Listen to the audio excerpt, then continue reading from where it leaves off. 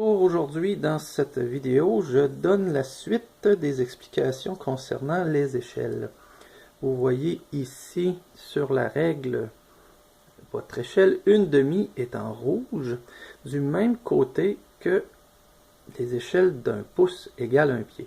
J'ai un plan de référence devant nous à l'échelle 1/2 pouce égale 1 pied qui va nous permettre de vous faire une petite démonstration comment prendre les mesures ou comment tracer une mesure à l'échelle 1/2.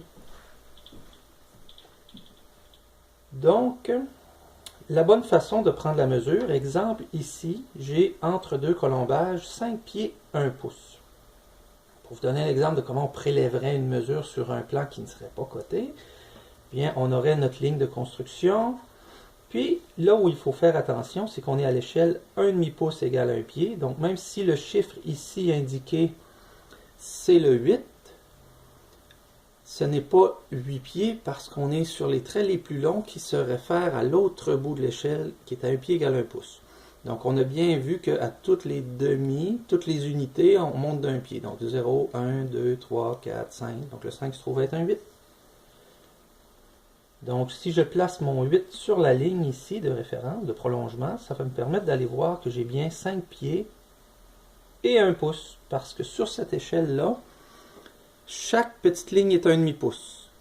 Un pied, chaque petite ligne est 1/2 pouce. On voit qu'il y en a 1, 2, le troisième est un petit peu plus long. Puisqu'on est à l'échelle 1/2, alors c'est pour ça que on n'a pas les fractions de pouces très détaillées là-dessus. Plus l'échelle va être grande, plus on va pouvoir tracer ou relever des mesures avec des fractions de pouces un petit peu plus précises. Si par exemple je traçais une ligne, vous voyez j'en ai une ici, je vais en refaire une autre un petit peu plus longue pour faire un exemple. Donc on appuie toujours notre chiffre complet sur notre départ, puis on va ajouter nos pouces et nos fractions au bout, puisqu'ils sont toujours placés sur nos échelles au bout du 0. Donc si je veux faire 7 pieds, 3 pouces, je viens mettre mon point de référence ici. Celui-là, c'est à 4 pieds, je mets mon 4, mon chiffre rond sur ma ligne de départ. 4 pieds, 3 pouces. Si je construis une ligne à partir de 0, ben c'est comme la première que j'ai fait. Donc on trace notre ligne, on détermine c'est de où qu'on commence, et puis disons que je vais avoir 2 pieds, 6 pouces, ben, je viens mettre mon 6 pouces comme ça. Alors voilà, essayez cette technique-là, on se revoit bientôt, merci.